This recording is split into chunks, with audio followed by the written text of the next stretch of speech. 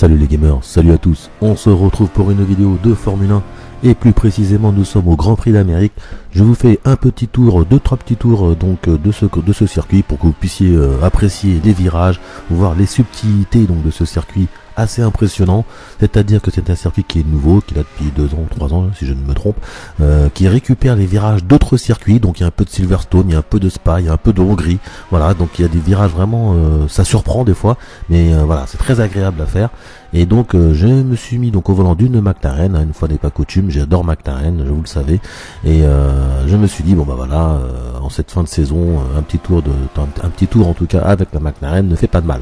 À savoir que bon, pour ce retour de la Formule 1 ce week-end, car vous savez je suis l'actualité, et que si je vous fais cette petite vidéo, c'est que ce week-end il y a un Grand Prix de Formule 1, je vais vous faire un petit bonus en plus, c'est-à-dire que je vais vous faire, comme là vous voyez, la découverte de ce circuit, on va en parler tout de suite.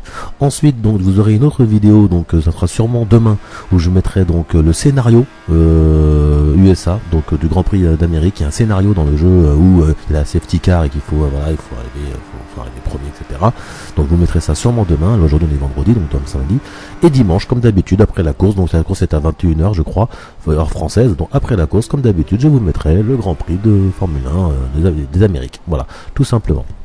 Alors pour parler un petit peu de ce circuit, c'est un circuit qui est quand même, voilà, où dès le départ il faut être là. Pourquoi? Parce que le premier virage se trouve à une distance de 400 mètres de la ligne de départ. C'est-à-dire que quand vous partez, vous avez 400 mètres pour arriver premier. C'est pas comme si vous avez un virage tout de suite où le premier risque tout de suite de prendre l'avantage, etc. Là, il faut y arriver. Il faut pas rater son freinage, que les pneus sont encore un petit peu froids, donc il faut pas rater son freinage au premier virage. Donc la plus longue ligne droite, 1 km 90, donc pareil, ça va bien foncer. Surtout qu'elle commence en tout cas juste après un virage presque en épingle, donc il faut vraiment bien prendre ce virage. La vitesse moyenne, donc c'est 206 km/h à peu près.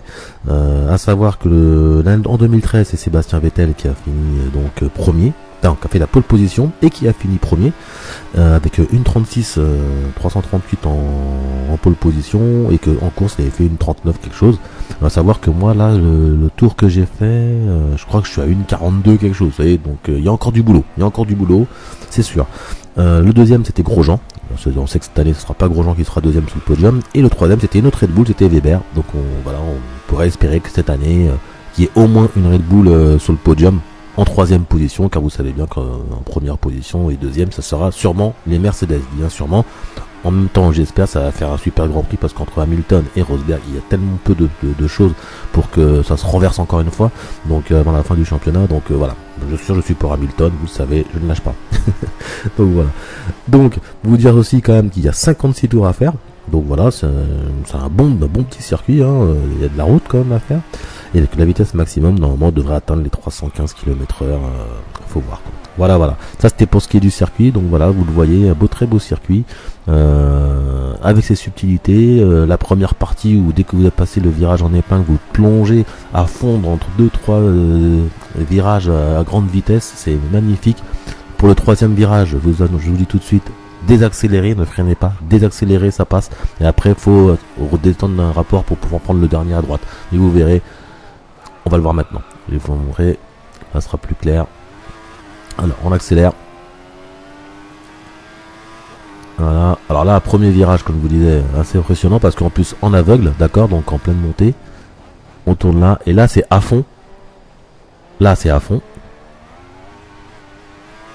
là c'est à fond. Alors là faut plonger à gauche, tac, un petit peu aveugle, là c'est à droite, à fond, et là vous désaccélérez, et là vous à fond, et là vous retournez. Alors là faut descendre le rapport, se mettre en troisième, et tout ça vous le faites en troisième là. Et c'est à donf. Et là, vas-y, franchement c'est un circuit, moi j'adore, hein. Franchement faut le faire. Donc voilà, donc c'était la petite première subtilité de ce circuit. Ensuite il y en a d'autres, mais bon, elles sont déjà moins impressionnantes on va dire, bien que là le gros virage presque en épingle, hein, regarde, un bon angle droit, et là c'est parti pour la grande ligne droite d'1 kilomètre. Ça c'est pas mal aussi. Donc là c'est bien sûr il y a le DRS, hein, bien sûr, donc vous pouvez effectivement, si vous êtes bien placé, pouvoir utiliser le DRS, pouvoir prendre l'avantage sur un adversaire. Là j'étais mal placé en plus, et hop je reviens de l'autre côté. Voilà, donc là voilà, je vous ai vraiment fait un circuit d'un tour qui était pas très propre là. Mais bon voilà, c'est juste pour la découverte. Voilà, je vous dis en tout cas à très bientôt. J'espère que cette vidéo vous aura plu. Comme je vous le rappelle, demain une autre vidéo avec le scénario, et si j'ai uploadé, mais normalement ça devrait être bon. Et sûr et certain, la course dimanche soir. Voilà. Je vous dis à très bientôt, prenez soin de vous, passez un très bon week-end. Aujourd'hui il fait beau, profitez-en, moi je sors ma moto, c'est parfait. Allez, à plus et bonne fin de vidéo, bye bye.